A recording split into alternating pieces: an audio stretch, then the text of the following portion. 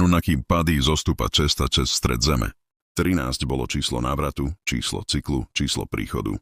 Preto bolo neskôr demonizované, keď sa cirkev snažila potlačiť staré astrálne systémy. Existujú príbehy staršie než písmena, staršie než ľudstvo, staršie než spomienky.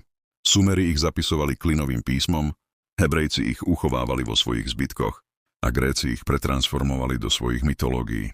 Tieto príbehy opisujú bytosti, ktoré neboli ľudia, nepatrili do tohto sveta a nepochádzali z prirodzeného vývoja zeme. Volali ich Anunnaki, tí, ktorí prišli z hora. Staroveké texty opisujú ich príchod nie ako symbolický, ale ako konkrétnu udalosť, spojenú s technológiou, astronómiou, manipuláciou s hmotou a s vedomosťami, ktoré ľudstvo získalo prirýchlo na svoj vek. Sumeri verili, že bez týchto bytostí by človek nepoznal písmo, mestá, čísla, hviezdy, metalurgiu ani zákony. Pôvod Anunnakov. Anunnaki mali pochádzať z priestoru, ktorý Sumeri nazývali Anu, čo nebola zemepisná oblasť, ale sféra nad zemou, hviezdny pôvod. V ich tradícii existovala hierarchia. Anu, vládca hviezdnych výšin. Enki-Nod je zodpovedný za tvorbu života, vody, genetickú manipuláciu. Enlil, garant zákonov, moci, vojenskej disciplíny. Inanna Ištar, zástupkyňa moci, konfliktov a civilizácie. Ďalší Anunnaki, odborní majstri, ktorí zostúpili, aby riadili konkrétne oblasti civilizácie. Neboli to božstvá v náboženskom zmysle. Sumeri ich opisovali ako bytosti z mesa a kosti, vyššie než človek, ale s vlastnými konfliktmi, technológiami, nástrojmi a hierarchiou. Ich príchod nebol náhodný, bol logisticky organizovaný. Texty hovoria o pristátiach, transportoch materiálov, výstavbe základní, delení úloh, veliteľských sporoch.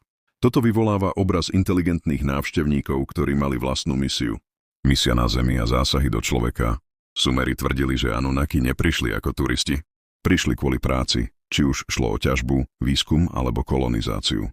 Keď sa ukázalo, že samotní Anunnaki odmietajú manuálnu prácu, Enki údajne predstavil riešenie – vytvoriť pracujúceho človeka. Tvorba človeka v ich poňatí nebola mystická, ale technická. Texty opisujú miešanie esencie, vytváranie života v nádobách, úpravu genetických vlastností, skúšobné série, ktoré boli neúspešné. V sumerčine sa človek označoval ako Lulu Amelu, zmiešaný pracovník. Biblia hovorí, no stvoril Boh človeka z prachu zeme a vdýchol mu dých života. Sumeri len doplňajú proces, ktorý Biblia opisuje stručne. Výsledkom bol človek, inteligencia s obmedzením, aby nebol rovnocenný tvorcom. Miešané potomstvo, Nefilim a ich moc. Keď sa Anunnaki začali spájať s ľudskými ženami, vznikli bytosti, ktoré Biblia nazýva Nefilim, mocní muži dávnych čias. Sumeri ich nazývali Giborim, Egypťania Šemsuhor, Kanánci Refaim. Neboli to bytosti s nadprirodzenou magiou. Boli to potomkovia, ktorí mali väčšiu telesnú výšku, väčšiu silu, schopnosti nad rámec bežných ľudí, prístup k vedomosťam svojich predkov. Ich existencia spôsobila geopolitické napätia v starovekej Mezopotámii. Nefilim vytvárali mestské dynastie, v ktorých panovníci vládli stovky rokov. Odtiaľ vzišli všetky staré legendy o polobohovských kráľoch. Biblia to potvrdzuje, Sumeri to opisujú detailne. Mená, dĺžky vlády, spory, prevraty. 13. planéta a 13 mesiacov.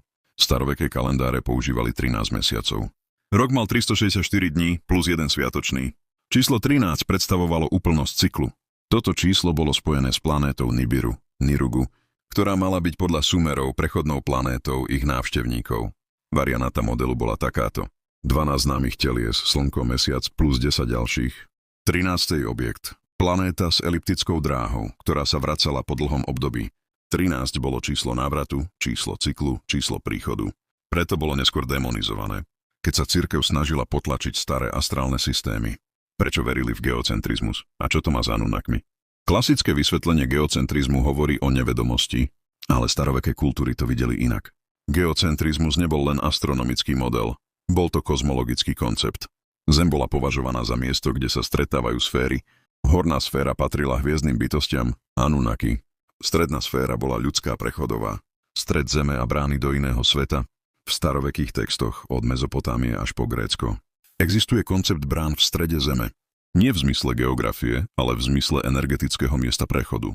Sumeria Akady ich nazývali Kur, Irigal, neskôr Abzu, priestor, kde sa tie svety dotýkali. Tieto brány spájali hornú sféru, nebo Anunnakov, so strednou sférou, svet ľudí, a so spodnou sférou, ríša prechodov, nie peklo, Kultúry od Tibetu po Peru verili, že tieto brány nie sú metaforické, ale technické, alebo prirodzené portály.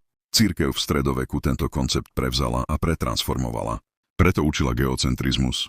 Zem bola stredom, pretože staré civilizácie tvrdili, že tam je stred prechodu medzi svetmi. Potopa najväčší reset civilizácie. Keď sa miešané línie Anunnakov s ľuďmi rozmnožili, začali vládnuť a ovládať svet. Sumeri opisujú, že prišlo rozhodnutie odstrániť ich. Biblia tomu hovorí potopa. Enlil to presadil, Enki protestoval, ale nakoniec tajne varoval Ziusudru, Noého. Výsledkom bola globálna katastrofa, ktorá ukončila vládu miešaných dynastí.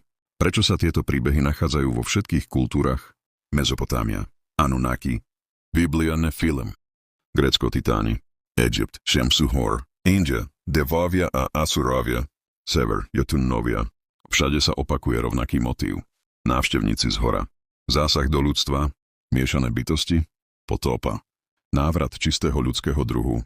V druhej časti ti ukážem, čo hovorí Henochova kniha.